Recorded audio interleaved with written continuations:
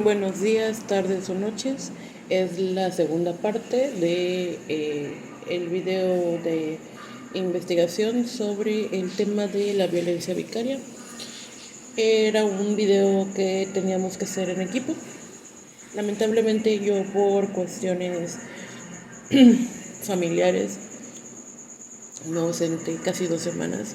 Eh, por eso no pude unirme a un equipo como tal y estoy entregando el trabajo individualmente. Y pues bueno, esa es la segunda parte. Mi nombre es Rebeca Montserrat García Ventura y el tema de el video es la violencia vicaria. En esta segunda parte vamos a hablar de la metodología empleada, el marco teórico, contribución a las aportaciones, el esquema, la calendarización de actividades y la bibliografía, que en este caso en el calendario de actividades pues yo no puedo decir como otros compañeros, ¿no?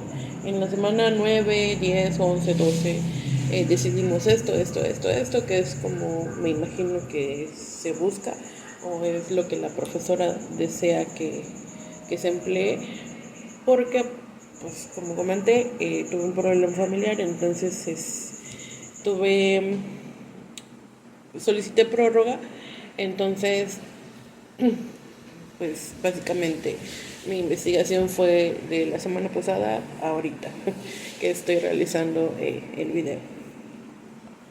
Bueno, iniciamos con la metodología empleada. La metodología del proyecto se basa en un enfoque cualitativo documental, ya que la violencia vicaria es un fenómeno social y jurídico que requiere interpretaciones profundas de discursos, leyes, testimonios y estudios previos, en donde se emplean los siguientes métodos: la revisión bibliográfica y documental. En esto se va a realizar o se realizó un análisis de artículos académicos, protocolos institucionales, legislaciones nacionales e internacionales y estudios especializados en violencia de género y derechos de la niñez. Segundo punto, método analítico descriptivo, que es para descomponer el fenómeno y comprender sus elementos, características, causas y efectos. Como tercer punto, el método comparativo, que es para contrastar el tratamiento de la violencia vicaria en diferentes legislaciones o contextos, identificando similitudes y diferencias. Y como último punto, el método interpretativo, que es para analizar el significado social y emocional del daño producido, especialmente en mujeres e infantes. En esta metodología se nos permite obtener un entendimiento integral del fenómeno y sentar bases para propuestas de la prevención del tema. Continuamos con el marco teórico. En el marco teórico se fundamentan los ejes conceptuales, que son los siguientes. Como primer punto, la perspectiva de género, en la cual se considera la violencia vicaria como una extensión de la violencia patriarcal, donde el agresor busca mantener poder y control sobre la mujer utilizando a sus hijas e hijos como instrumentos de daño. En esta perspectiva resalta que la violencia no es aislada, sino parte de una estructura cultural que normaliza el dominio masculino. Como lo comentaba en mi anterior video, normalmente esto ocurre de hombres hacia mujeres, de hombres hacia sus hijos, con lo cual ellos ejercen una violencia de género, aparte de la violencia vicaria, que la violencia vicaria es en contra de los hijos, que los hacen víctimas. Como segundo punto, tenemos la violencia de género y sus manifestaciones. La violencia vicaria se clasifica como una modalidad dentro de la violencia de género, relacionada con violencia psicológica, emocional, económica y en ocasiones física, como lo comentaba anteriormente.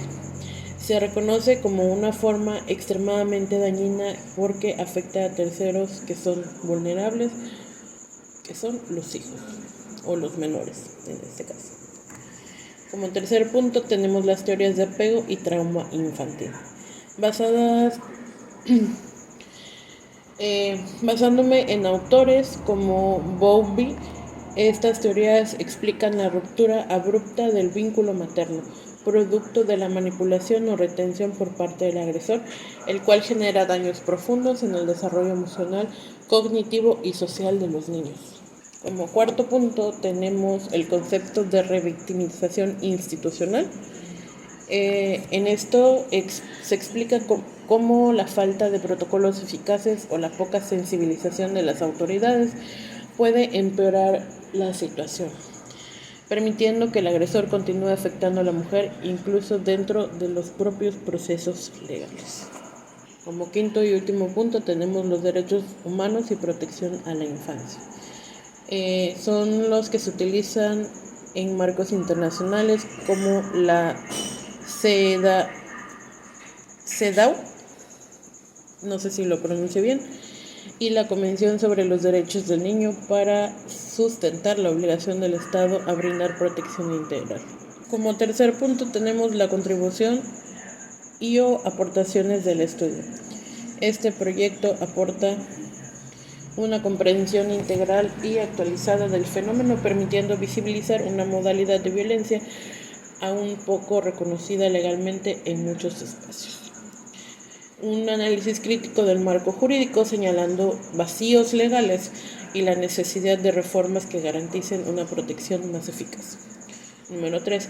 Propuestas de intervención y prevención orientadas a fortalecer instituciones, agilizar protocolos y priorizar a las infancias como víctimas directas. Punto número 4. Aportación teórica. El conectar estudios de género, psicología infantil y derecho penal para explicar la complejidad de la violencia vicaria. Como último y quinto punto, la concientización social, previniendo el reconocimiento del problema en comunidades, escuelas y familias. Como cuarto tip, tenemos el esquema, que serían 7 puntos. Introducción, descripción del problema, justificación del estudio, objetivos generales y específicos, hipótesis generales y específicas, metodología y marco teórico. En el marco teórico tenemos subdivisiones que son las perspectivas de género, manifestaciones de la violencia, teoría del apego y trauma infantil, revictimización institucional y derechos humanos, que es de lo que acabamos de hablar. Como punto número 8, análisis del fenómeno de la violencia vicaria, origen y características, perfiles del agresor, impacto en mujeres, impacto en menores. Y como último, marco jurídico nacional e internacional, tenemos estudios y casos relevantes, hallazgos y discusión, conclusiones, propuestas de intervención y la bibliografía. Como quinto punto es la calendarización de actividades, que como lo comenté al inicio del video, yo únicamente trabajé en este tema, en esta investigación, desde la semana pasada hasta ayer, hoy, que estuve leyendo, investigando, sacando información. Entonces no tengo como que un antecedente de en la semana 9 hice esto, en la semana 10 hice esto, en la semana 11, 12, simplemente porque pues tuve un detalle familiar por el cual me tuve que ausentar. Y pues de último tenemos la bibliografía. Tenemos Amoros, bueno, lo voy a leer, no sé si esté bien, así como lo voy a leer, pero bueno. Tenemos Amoros C. 2008, Violencia contra las Mujeres, Conceptos y Debates, Madrid, Cátedra. Como segundo punto tenemos Bowlby, 1998, Apego y Pérdida, Paidós. Como tercer punto, Lagarde y de los Ríos, M. 2014, Los cautiverios de las mujeres, siglo XXI. Naciones Unidas, 1993, Declaración sobre la eliminación de la violencia contra la mujer. ONU, Mujeres 2021, Violencia de género y protección de la infancia.